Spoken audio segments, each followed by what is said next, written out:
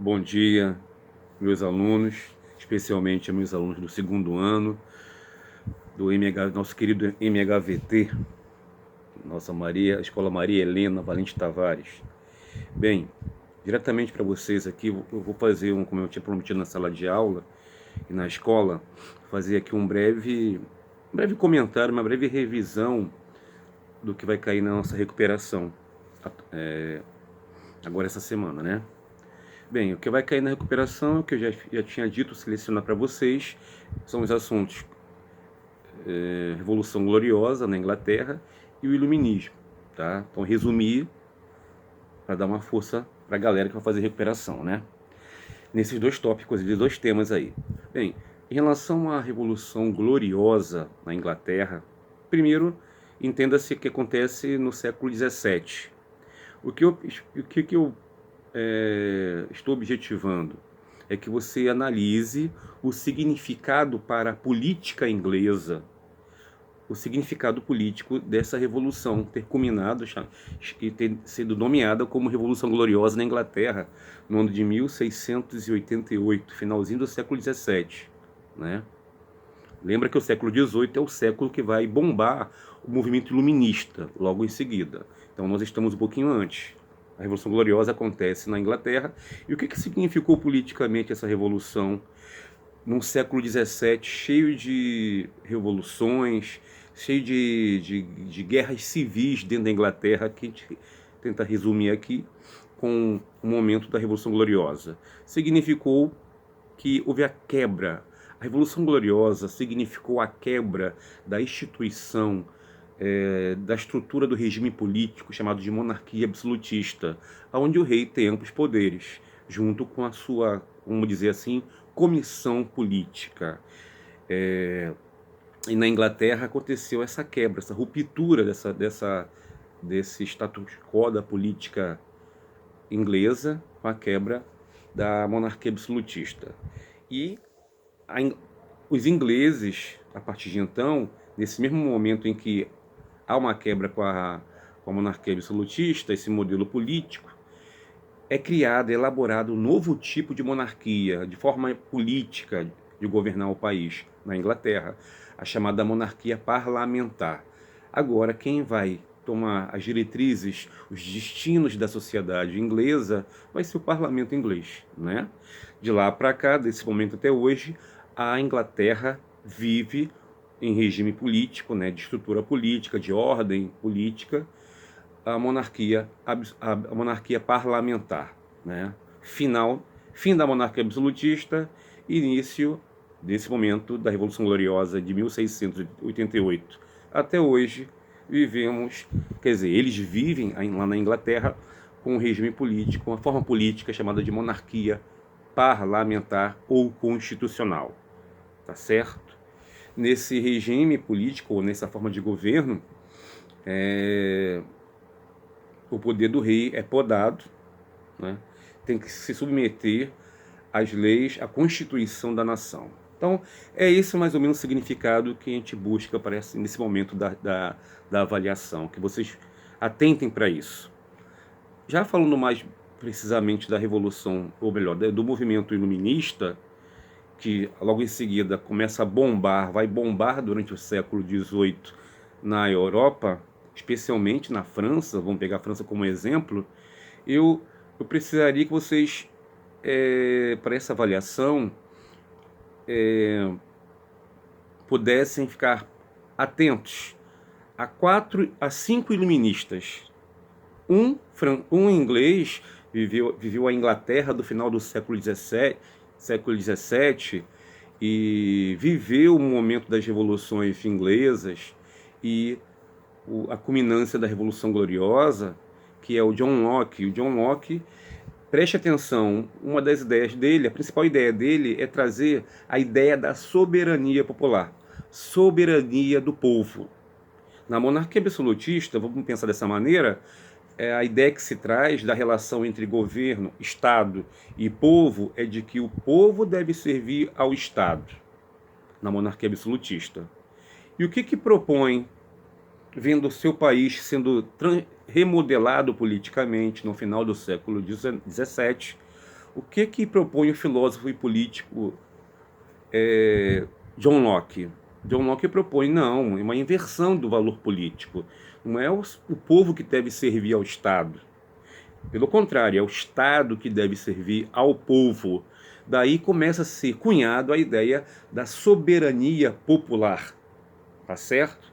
Então, essa é a principal informação ou conhecimento que você tem que atentar para o pensamento da obra de John Locke, a soberania do povo.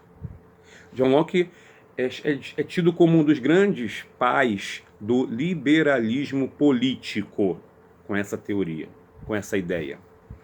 Já durante, isso no final do século XVII, já durante o século XVIII, vamos chamar aqui, já falamos de John Locke, rapidamente, vou chamar aqui um francês conhecido como Barão de Montesquieu. Montesquieu, atente, que esse iluminista que viveu o século XVIII, né? Ele veio depois de John Locke, da geração de John Locke que viveu na Inglaterra, ali na Grã-Bretanha.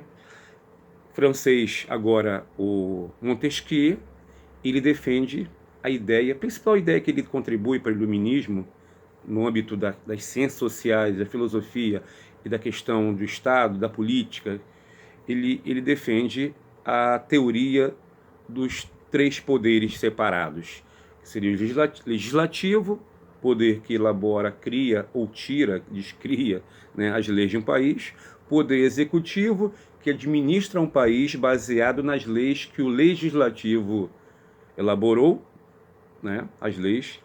Executivo não pode criar leis, e o judiciário, que não pode também criar leis e nem executar, administrar o país, né? Então ele tem a obrigação, o dever, o objetivo do poder judiciário é policiar os outros poderes e emplacar, caso haja necessidade, qualquer medida punitiva contra ações criminosas das leis. Bem, Montesquieu. Outro filósofo iluminista que eu chamo a atenção é Voltaire. Voltaire, pegando umas ideias dele, eu vou ficar centrado na ideia da intolerância, ou melhor, da tolerância do pensamento, da cultura entre as pessoas numa sociedade democrática, né? Inclusive ele tem um livro, o Tratado da Intolerância, né? Que ele frisa, ele discute, né, que para se viver numa sociedade minimamente civilizada, as pessoas têm que tolerar as ideias, as crenças do outro, né? Mesmo que você não concorde, mas você tem que respeitar, e vice-versa, né? Então, esse é um sentido da democracia moderna. Esse é o terceiro pensador. Então, nós temos John Locke com a soberania popular, Montesquieu com a divisão dos três poderes, Voltaire com a tolerância, com o respeito democrático entre as pessoas. O quarto pensador iluminista, também francês, que eu chamo a atenção, esse é muito interessante, é o Jean-Jacques Rousseau. Rousseau, que também ele é um pedagogo, é um cara preocupado, foi um cara preocupado com a educação. É com ele que nasce a ideia de que a educação de um país, a educação de um povo, é o motor da civilização, do progresso de uma nação. Ele é um dos caras que defende essa ideia. Então, quando as pessoas falam hoje na televisão que a educação, políticos defendem a educação, comerciais falam que a educação que um país que investe na educação é um país que investe na justiça, na civilização e assim por diante. Isso tem um dedo de Rousseau, né? Rousseau também é um cara que não defende a propriedade, ele critica, é um dos poucos iluministas, ele é um pouquinho mais radical nas mudanças iluministas que estão querendo ser implementadas ainda teoricamente durante o século XVIII. Rousseau, ele critica a propriedade privada, tá? Mas deixa isso um pouquinho para lá e vamos seguir em frente, tá? Eu estou fazendo aqui um breve resumo do que a gente já conversou na sala de aula, né? E o último pensador que eu chamo a atenção também lá do Reino Unido, Adam Smith, no século XVIII, é conhecido como pai do liberalismo econômico. Não confunda o liberalismo econômico com o liberalismo político de John Locke, tá? O liberalismo econômico, para ser que hoje está muito em moda falar de neoliberalismo, é a ideia de que o Estado não deve interferir, ou minimamente, ou não interferir na economia de mercado capitalista de um país, do seu país. Isso é liberar. Então, é liberalismo econômico, isso é a essência básica. Dando um exemplo, na monarquia absolutista dos reis, os reis praticavam uma política econômica chamada mercantilismo. E entre as suas características existia o monopólio comercial, que praticamente era o Estado quem permitia, através de documentos de concessão, permitia quem devia comprar, quem devia vender tal produto, comercializar tal produto. O Estado também decretava uma documentação concedendo ao comerciante burguês do seu país, o rei, o Estado, que permitia, dava um documento de concessão, e nesse documento de concessão, de permissão para que tal comerciante vendesse tal produto, né, naquele documento existiam todas as normas técnicas, preços, valores, qualidade, para aquele comerciante ou produtor pudesse comercializar o seu produto no mercado municipal ou estadual daquele país. Então, no mercantilismo, o comerciante ele não tem total liberdade de produzir o quanto ele quer, o preço que ele quer. Nesse momento, entre o século XV e o XVIII, o que vinga na Europa é o mercantilismo, política econômica adotada, nome da política econômica adotada pelos reis absolutistas até então. O que o Adam Smith propõe é uma mudança desse processo. O Adam Smith ele é contra o mercantilismo e pode ver John Locke, Montesquieu, Voltaire, Rousseau e o Adam Smith, que são apenas esses 5 pensadores que eu estou citando agora. Existiram vários naquele momento, mas eu vou ficar só com esses 5 aqui, tá? Esses pensadores, Adam Smith mais no campo econômico, né? Eles estão pensando teorias sociais, políticas econômicas e de convívio cultural, pensando uma sociedade diferente, contestando a sociedade, a política, a economia e a visão cultural e religiosa até então manifesta do final da Idade Média até o século XVIII na Europa, que é a monarquia absolutista, a política econômica mercantilista e também a crítica à Igreja Católica, que veio desde a Idade Média e muitos países da Europa que foram se organizando enquanto monarquia absolutista, a Igreja Católica ela foi se infiltrando e ganhando status de poder político nesses reinos. Então os iluministas estão criticando o poder do rei, a monarquia absolutista e o seu caráter de governo político e econômico na figura do mercantilismo, e a Igreja Católica, que estava conivente, estava ligada aos seus interesses na época, entre o século XV e o século XVIII, é o período que nós chamamos de Idade Moderna, né?